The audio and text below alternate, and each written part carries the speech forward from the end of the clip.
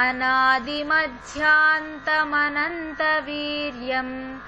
अनन्तबाहुं शशिसूर्यनेत्रम् पश्यामि त्वां दीप्तहुताशवक्त्रम् स्वतेजसा विश्वमिदं तपन्तम्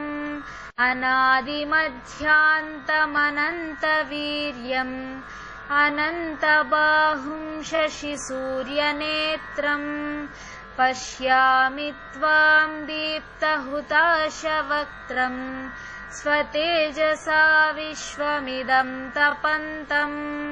अनादिमध्यान्तमनन्तवीर्यम् अनन्तबाहुं शशिसूर्यनेत्रम् पश्यामि त्वां दीप्तहुताशवक्त्रम् स्वतेजसा विश्वमिदं तपन्तम्